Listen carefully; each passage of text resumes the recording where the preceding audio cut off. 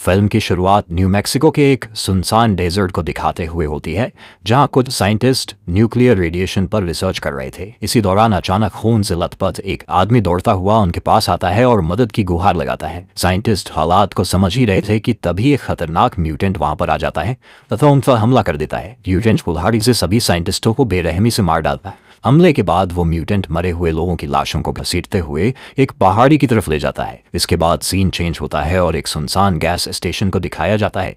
उसका मालिक अंदर सो रहा होता है। तभी अचानक बाहर से कुछ अजीब आवाजें सुनाई देती हैं, जिससे वह जाग जाता है और तुरंत सतर्क होने के साथ अपनी बंदूक लेकर बाहर निकलता है।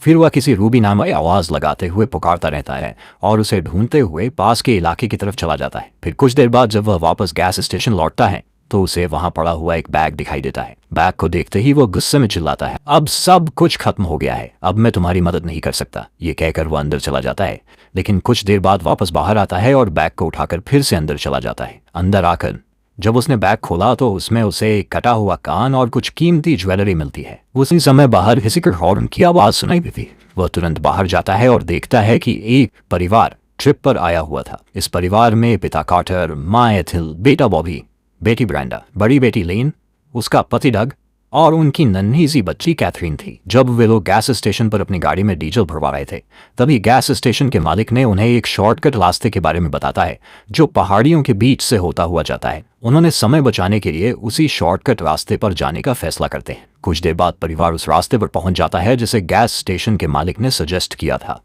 तभी एथेल ने मैप में देखा, लेकिन उसमें यह रास्ता शो नहीं हो रहा था। तभी अचानक सड़क पर एक स्पाइक स्ट्रिप आ जाता है, जिससे गाड़ी के टायर पंचर होकर फट जाते हैं, जिससे कार्टर का गाड़ी पर से नियंत्रण छूट जाता है और गाड़ी जाफर एक बड़े पत्थर से टकरा जाती। टक्कर के बाद सभी लोग घबराकर गाड़ी से बाहर निकल आते हैं। उसी दौरान उनके दोनों कुत्ते डर के मारे इधर उधर भाग जाते हैं, जिन्हें पकड़ने के लिए बॉबी पहाड़ियों की तरफ दौड़ पड़ता है। कार्टर गाड़ी की हालत जांच रहा होता है, लेकिन जल्दी ही उसे समझ आ जाता है कि गाड़ी अब चलने लायक नहीं रही। ऐसे में पूरा परिवार रात वहीं बिताने का फैसला करता है। उसी वक्त बॉबी भी अपने दोनों कुत्तों के साथ लौट आता है, लेकिन उसे यह एहसास नहीं होता कि कोई दूर से चुपचाप उसे देख रहा है। परिस्थिति को समझते हुए कार्टर फैसला लेता है कि अब उन्हें मदद के लिए पैदल ही निकलना होगा। उसने तय किया कि वह वापस उसी गैस स्टेशन की ओर जाएगा, जबकि डग दूसरी दिशा में जाकर मदद ढूंढने की कोशिश करेगा। रवाना होने से पहले कार्टर एक गन बॉबी को देता है और दूसरी अपने पास रख लेता है। इसके बाद कार्टर और डग अलग अलग दिशा में निकल जाते हैं। थोड़ी देर बाद जब परिवार ट्रेलर के बाहर आराम कर रहा होता है, तभी उनका कुत्ता अचानक जोर जोर से भौंकने लगता है। ये देखकर ब्रेंडा ट्रेलर का दरवाजा खोलती है और कुत्ता मौका मिलते ही वहां से भाग जाता है। बॉबी उसे पकड़ने के लिए तुरंत उसके पीछे दौड़ता है और उसे ढूंढते ढूंढते पहाड़ी की तरफ काफी दूर निकल जाता है। फिर उसे रिश्ते की जर्द बड़ी एक चीख सुनाई देती है। ये सुनकर वह चौकन्ना हो जाता है और पहाड़ की ओर देखने लगता है। उसी समय उसे ऐसा लगा जैसे कोई उसके पीछे दौड़ रहा है। वह रुककर पलटता है, लेकिन वहां उसे कोई दिखाई नहीं देता है।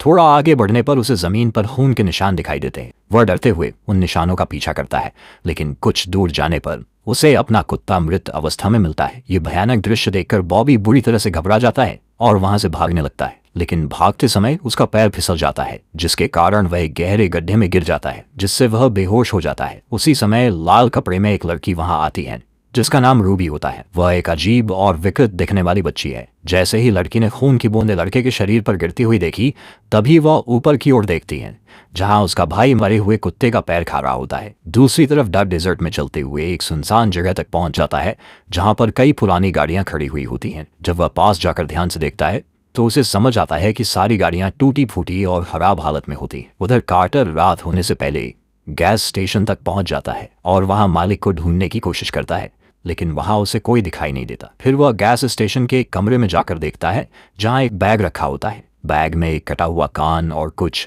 अजीब सा सामान होता है, जिसे देखकर उसे सब कुछ संदिग्ध लगने लगता है। फिर वो अपनी बंदूक निकालता है और धीरे धीरे दूसरे कमरे में दाखिल होता है। उस कमरे की दीवार पर कई अखबार की कटिंग्स चिपकाई हुई होती है। तभी उसे पता चलता है कि यह इलाका कभी न्यूक्लियर टेस्टिंग साइट का होता था तथा यहाँ पर माइनिंग का काम भी होता था। रेडिएशन के कारण कुछ लोग मारे गए, लेकिन कुछ लोग जिंदा बच गए। हालांकि रेडिएशन से उनका शरीर भयानक रूप से विकृत हो गया था तथा कुछ तस्वीरों में इन विकृत लोगों की झलक भी दिख रही होती है। और एक कटिंग में यह भी लिखा होता है कि इस इलाके में लोगों की रहस्यमय गुमशुदगियां शुरू हो चुकी थी। ये सब देखकर कार्टर को हालात की गंभीरता का अंदाजा हो जाता है और उसने तुरंत अपने परिवार के पास लौटने का फैसला करता है। जैसे ही वह गाड़ी स्टार्ट करता है, हेडलाइट्स सीधे बाथरूम की ओर पड़ती है जहां उसे किसी के पैर दिखाई देते। सावधानी से कार्टर बाथरूम की तरफ बढ़ता है और दरवाजा खोलता है जहां अंदर गैस स्टेशन का मालिक बैठा होता है। वह शराब पी रहा था और उसके पास एक बंदूक रखी होती है। मालिक उन सब घटनाओं का जिम्मेदार खुद को बताता है और कहता है कि उन्हें इतना बेरहम क्यों होना पड़ा, ये बोलकर अपने आप को बोलिया।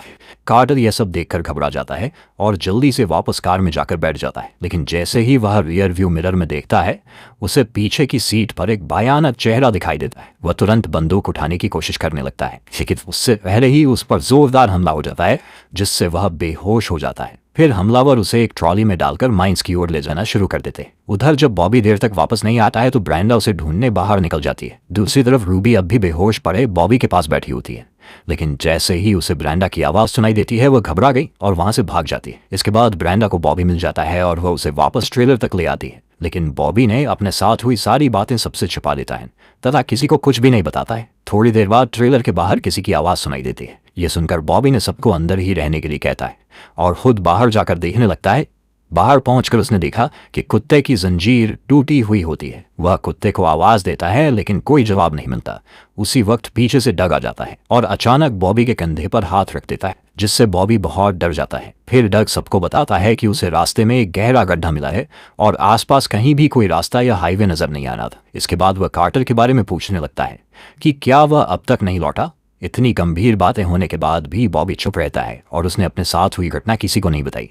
तभी डग बोला, अगर कार्टर 12 बजे तक वापस नहीं आता है तो इसके बाद हम उसे ढूंढने निकलेंगे। फिर सभी लोग ट्रेलर के अंदर आ जाते, लेकिन ट्रेलर में जगह कम होने की वजह से डग और लिन कार में जाकर सो जाते। आधी रात हो चुकी थी और सब लोग गहरी नींद में होते, लेकिन बॉबी अब भी जाग रहा था। तभी उसे बाहर से कुत्ते के भौंकने की आवाजें सुनाई देती। वो तुरंत बाहर निकलता है और कुत्ते को पुकारते हुए उस दिशा में बढ़ने लगता है जहां से आवाज आ रही होती है। उसी दौरान ट्रेलर के अंदर एक म्यूटेंट घुस जाता है। ब्रेंडा हेडफोन लगाए हुए होती है, इसीलिए उसे किसी भी तरह की आवाजें सुनाई नहीं देती। उधर बॉबी एक चट्टान तक पहुंच जाता है, तभी वहां से अचानक किसी की अजय आवाज़ सुनाई देती है। ये सुनकर वह डर जाता है और घबराकर तेजी से ट्रेलर की ओर लौटने लगता है। उसी वक्त ब्रेंडा की नींद खुल जाती है, लेकिन उससे पहले कि वह कुछ समझ पाती म्यूटेंट उसके मुंह पर हाथ रख देता है। इधर बॉबी दौड़कर डग और लिन को जगाने की कोशिश करने लगता है। जैसे ही डग और लिन उठते हैं बॉबी घबराकर उन्हें बताता है कि वे इस जगह पर अकेले नहीं है, लेकिन लिन ने कहा कि ऐसी जगह पर कोई रह ही नहीं सकता। तभी बॉबी उन्हें मरे हुए कुत्ते के बारे में बताता है और कहता है कि उसने पहले इसके बारे में इसलिए नहीं बताया क्योंकि वह माँ को डराना नहीं चाहता था। तभी ट्रेलर के अंदर से अजीब सी आवाजें सुनाई देती हैं। जब सब लोग ट्रेलर के अंदर जाने ही वाले होते हैं तभी वह म्यूटेंट एक बटन दबा देता है। उसी वक्त एक पेड़ से बंधे कार्टर के नीचे आग लग जाती है और वह जिंदा जलने लगता है।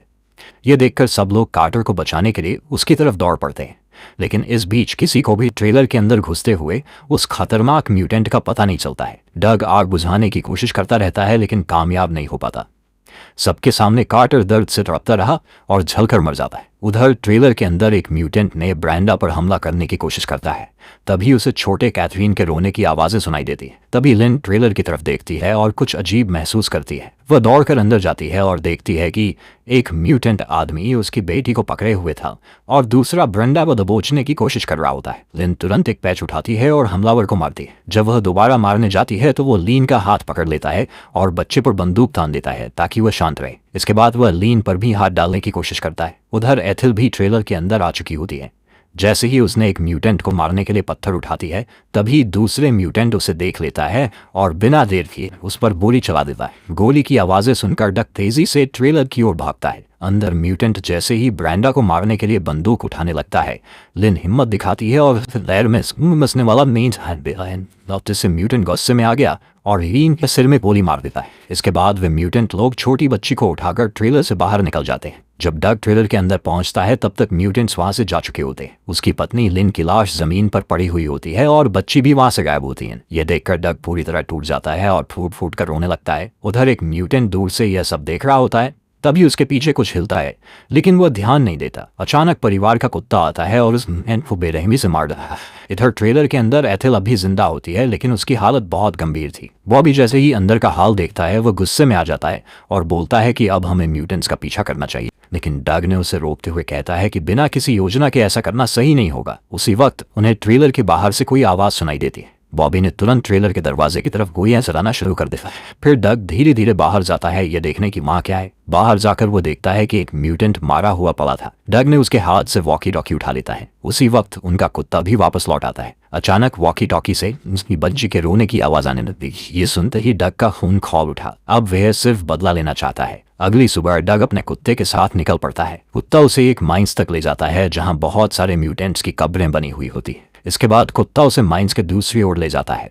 वहां से डग को दूर एक गांव दिखाई देता है जहां न्यूक्लियर टेस्टिंग के निशान साफ दिखाई दे रहे होते। उधर दूसरी तरफ ब्रेंडा और बॉबी ट्रेलर के पास म्यूटेंट्स को फंसाने के लिए एक जाल तैयार कर रहे होते। डग उस गांव में पहुंचता है और एक घर से अपनी बेटी के रोने की आवाज सुनता है। जब वह उसे बचाने की कोशिश करने ही वाला होता है तभी एक म्यूटेंट्स वहां आ जाता है जो किसी की लाश को घसीटते हुए ले जा रहा होता है। यह देखकर डग जल्दी से पास खड़ी एक पुरानी कार के अंदर छिप जाता है। जब माहौल थोड़ा शांत हुआ तो वह धीरे धीरे बाहर निकलता है ताकि अपनी बेटी को बचा सके, लेकिन जल्दबाजी में वह अपने कुत्ते को उसी कार में बंद छोड़ देता है। फिर वह चुपचाप उस घर के अंदर चला जाता है। अंदर वह देखता है कि एक म्यूटेंट महिला टीवी देख रही होती है। डक धीरे धीरे छिपते हुए बच्ची तक पहुंच जाता है, लेकिन तभी म्यूटेंट महिला उस पर अचानक हमला कर देती है। जब डक को होश आता है तो वह खुद को एक आइस बॉक्स में बंद पाता है। उसके पास इंसानों के कटे हुए पार्ट पड़े होते। किसी तरह से वह बाहर निकल आता है और चुपचाप आगे बढ़ने लगता है। थोड़ा आगे एक और कमरे में उसे एक म्यूटेंट अपंग दिखाई देता है। डग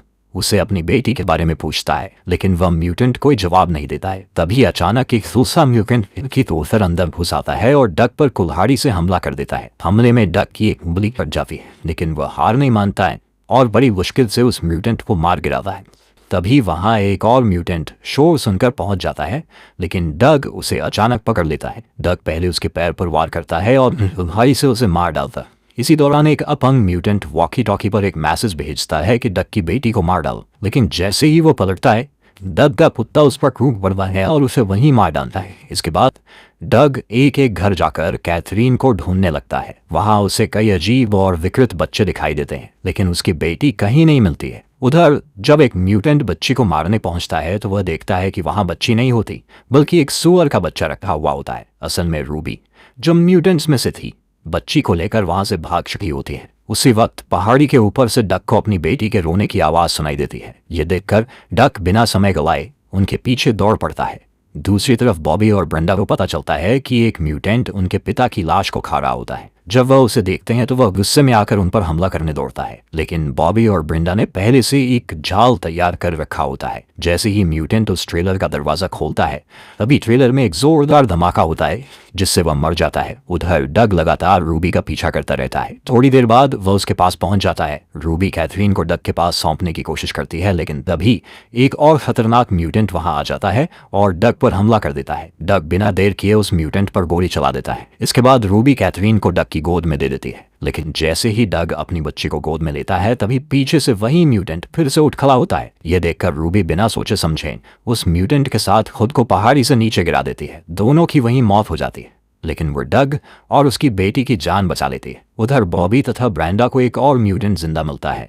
ब्रेंडा उसे कुल्हाड़ी से मारकर खत्म कर देती है। आखिर में डग अपनी बेटी और कुत्ते के साथ सुरक्षित वापस लौट आता है। तीनों एक दूसरे को गले लगाते हैं और एक राहत की सांस लेते हैं, लेकिन उन्हें यह नहीं पता था कि दूर एक जगह से अब भी कोई उन्हें चुपचाप देख रहा होता है और यहीं पर यह फिल्म खत्म हो जाती है।